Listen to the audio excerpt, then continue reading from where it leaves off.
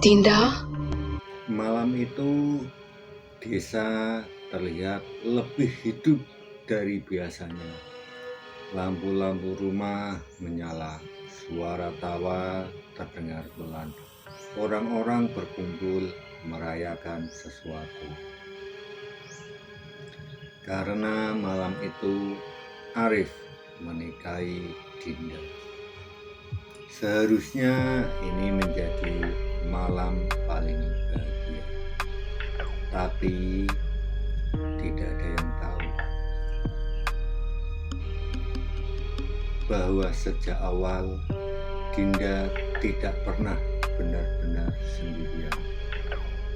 Dinda dikenal sebagai gadis pendiam, jarang berbicara, jarang keluar rumah. Bahkan beberapa warga hampir tidak pernah melihatnya tersenyum. Namun beberapa orang pernah melihat sesuatu yang tidak biasa. Di malam hari, Dinda berjalan menuju satu arah. Hutan di belakang desa sendirian. Langkahnya pelan, hampir tidak terdengar. Seolah dia tahu kemana harus pergi.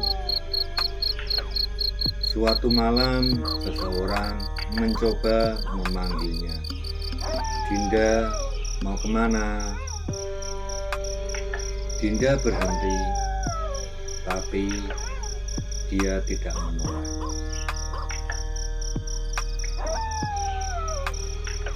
Ada yang nunggu.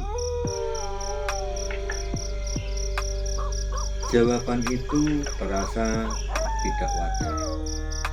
Dan sejak malam itu tidak ada yang berani memanggilnya lagi. Namun keanehan itu bukan baru terjadi.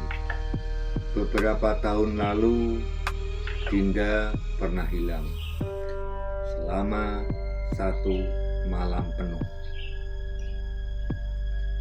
Orang tuanya panik, warga mencari kemana-mana, hutan, sungai, seluruh penjuru desa.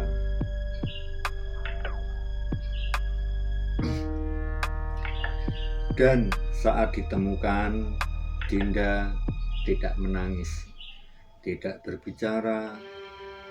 Dia hanya duduk di tanah yang basah dengan tatapan kosong. Seorang wanita tua berbisik, ini bukan anakmu lagi. tapi tidak ada yang percaya. Tidak ada yang benar-benar mengenal wanita tua itu. Dia jarang terlihat dan setiap kali muncul selalu di saat sesuatu akan terjadi. Semua menganggap itu hanya kata-kata kosong. Tapi sejak hari itu Dinda berubah. Lebih diam, lebih dingin, dan kadang seperti tidak sendiri. Malam sebelum pernikahan, rumah penuh kesibukan. Orang-orang sibuk, tapi Dinda hanya duduk di kamar, di dalam kamar. Dia menghadap ke jendela, seolah menunggu bukan sesuatu, tapi seseorang. Ibu Dinda menegur, "Din, tidur ya nak." Tanpa ekspresi, Dinda menjawab, "Besok dia mau ikut."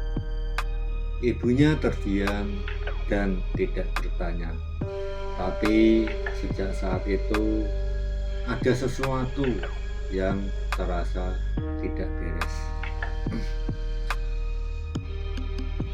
Hari pernikahan pun tiba.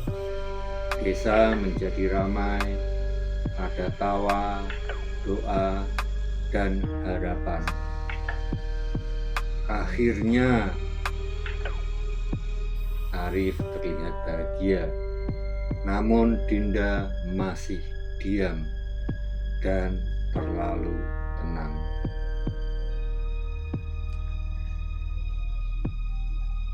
Tiba-tiba seorang wanita tua berbisik lagi, "Jangan biarkan dia masuk ke kamar itu." Tapi tidak ada yang mendengar. Beberapa orang mencoba mengingat sejak kapan wanita tua itu ada di desa. Namun anehnya tidak ada satupun yang bisa menjawab. Malam semakin larut, tamu mulai pulang. Rumah kembali menjadi sunyi lagi. Arif berjalan di lorong dan melihat ada bayangan. Siapa itu? Tidak ada jawaban, tapi bayangan itu tidak pernah benar-benar hilang. Arif masuk kamar. Pintu kamar tertutup dan dikunci dari dalam. Capek juga ya. Dinda duduk di ranjang, kepalanya menunduk. "Dinda," tidak ada jawaban. "Kamu nggak apa-apa?" Tiba-tiba tubuh Arif terpental. Arif shock. Apa itu? Dinda mulai bergerak perlahan. Kepalanya terangkat, tapi tubuhnya tidak. Lehernya berputar. Sesuatu bisikan, "Kamu telat, kamu telat," dan semuanya menjadi gelap. Besokan harinya cahaya masuk ke dalam rumah, tapi suasana berbeda. Tidak ada suara, tidak ada aktivitas, seolah rumah itu kosong. Warga mulai curiga. Mereka mengetuk pintu kamar. "Arif, Arif." Tidak ada jawaban. Pintu masih terkunci dan akhirnya didobrak.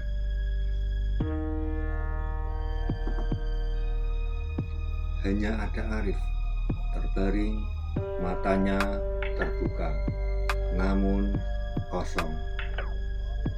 Warga kebingungan. Dindanya mana? Tidak ada. Tidak ada jejak, tidak ada tanda. Seolah dia tidak pernah ada di sana. Warga mulai mencari, hutan kembali disisir. Dan di pinggir hutan ditemukan sesuatu, sehelai kain. Wanita, bagian dari gaun pengantin. Kain itu basah dan kotor. Wanita tua berbisik. Dia kembali. Dia kembali. Yang menikah dengan Arif bukan Dinda. Sejak malam itu, beberapa warga melihat seorang pengantin duduk di kamar kosong. menunggu seseorang menggantikannya.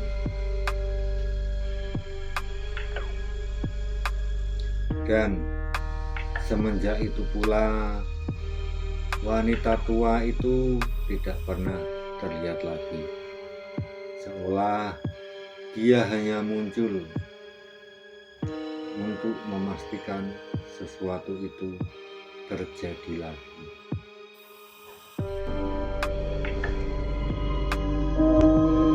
Ini bukan anakmu lagi.